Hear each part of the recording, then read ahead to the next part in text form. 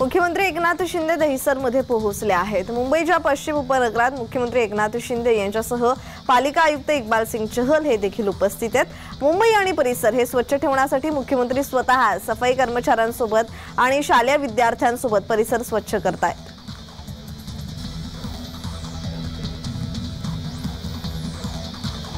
मकर संक्रांत हा सण येवल्यात पतंग उडवून साजरा केला जातो। संक्रांती निमित्त 3 दिवस शहरात पतंग उडवले जातात। पतंगोत्सवामुळे शहरातील आकाश पतंगमय झालं असून पतंगोत्सव साजरा करण्यासाठी शहरातील बालकांपासून युवक युवती, पुरुष, महिला आणि वृद्ध पण पतंग उडवण्याचा मनसोक्त आनंद घराच्या टेरेसवर जाऊन घेतात। यावर्षी पतंगींवर उपमुख्यमंत्री देवेंद्र फडणवीस तसेच श्रीरामाचे मंदिर असलेल्या पतंगी आकाशात झेपावल्याचे चित्र येवल्यात दिसत आहे। भोगीच्या दिवशी या पतंगोत्सवाला सुरुवात झाली आहे।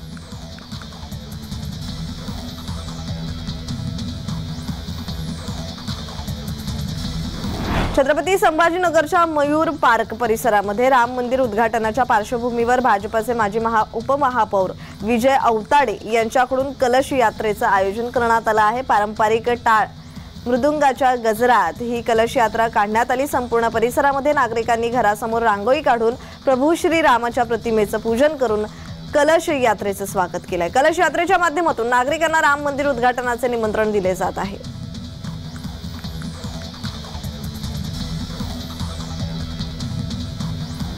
छत्रपती संभाजीनगर जिल्ह्यातील सिल्लोड तालुक्यातील वांगी बुद्रुक येथील जिल्हा परिषद शाळेतील पोषण आहाराच्या तांदळात चक्क अळ्या आणि उंदराच्या लेंड्या आढळल्यामुळे पालकांनी चांगलाच राडा घातलाय।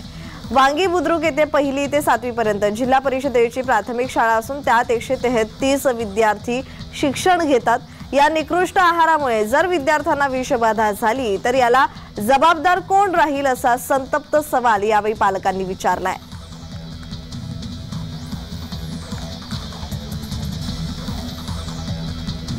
डॉक्टर बाबासाहेब आंबेडकर मराठवाडा विद्यापीठाचा आज 30वा नामांतर दिन आहे। या पार्श्वभूमीवर विद्यापीठ गेट समोरील स्मारकाला तसेच या लढ्यातील शहीदांना वंदन करण्यासाठी लाखो आंबेडकरी अनुयायी या ठिकाणी पोहोचले आहेत। मराठवाड्यात मोठ्या उत्साहात हा नामांतर दिन साजरा केला जातो। या ठिकाणी काही अनुचित प्रकार घडू नये यासाठी पोलिसांचा मोठा बंदोबस्त तैनात करण्यात आलाय।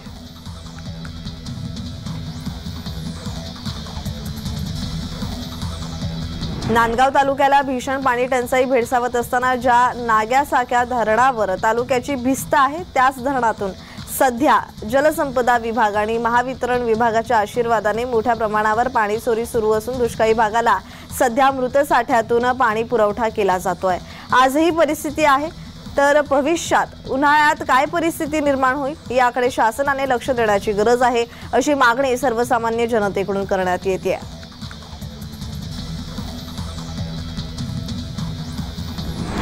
पुण्याच्या एसपी महाविद्यालय मैदानात श्रीराम रक्षा पठणाचा कार्यक्रम आयोजित करण्यात आला होता।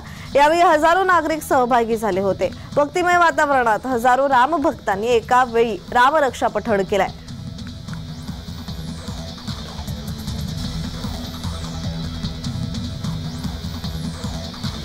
मकर संक्रांतीच्या निमित्ताने आज पंढरपूरच्या मंदिरात महिलांनी पहाटेचे रुक्मिणी मातेची भोगी पूजा केली। यावेळी रुक्मिणी मातेस परंपरेप्रमाणे विधिवत अभिषेक घालण्यात आला। त्याचबरोबर त्यानंतर महिलांनी रुक्मिणी मातेस सौभाग्याचं लेणं असणाऱ्या गोष्टी अर्पण केल्यात। तसेच एकमेकांना वनवासा देऊन रुक्मिणी मातेच्या साक्षीने भोगीच्या परंपरा संपन्न केल्यात।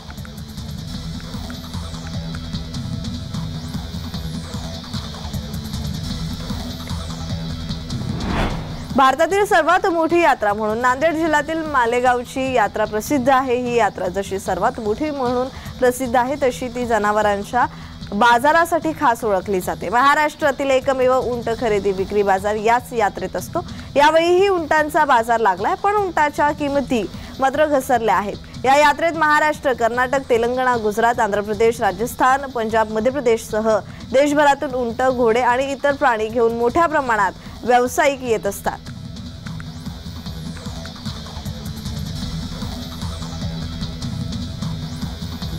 जम्मू आणि काश्मीरमध्ये सध्या प्रचंड थंडी आहे, पण तरीही जानेवारी महिन्यातही बर्फवृष्टीची शक्यता कमी असल्याने लडाख प्रदेशात दुष्काळाची शक्यता वर्तवली जाते। काश्मीर हवामान विभागाने संचालक डॉक्टर मुख्तार अहमद यांनी दिलेल्या माहितीनुसार 25 जानेवारीपर्यंत या भागात पाऊस आणि बर्फवृष्टीची शक्यता फारच कमी आहे।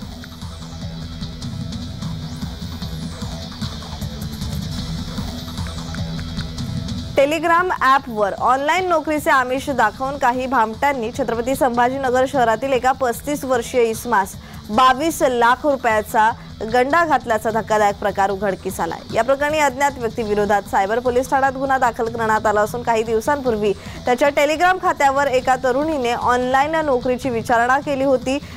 त्यामध्ये सदरील तरुणाने होकार दिल्याने ही फसवणूक झाली असल्याचं लक्षात आलंय।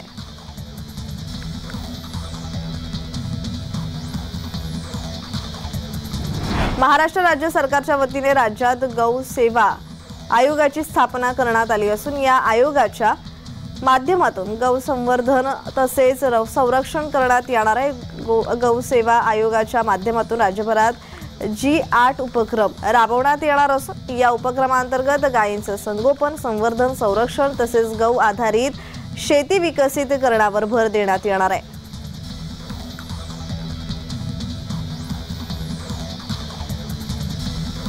गेल्या 2 दिवसात मनमाड, अंकाई, टंकाई किल्ल्यासह नांदगाव, येवला या भागात मोठ्या प्रमाणात धुक्याची चादर पसरते। त्यामुळे शहरालगत असलेला अंकाई किल्ला आणि महामार्ग पूर्णपणे धुक्यात हरवून गेलाय। धुक्याकडे बघून हिमाचल प्रदेशमध्ये आल्यासारखं वाटतंय असं इथले नागरिक सांगतात। मात्र या धुक्याचा शेतीला फटका बसण्याची शक्यता वर्तवण्यात येते।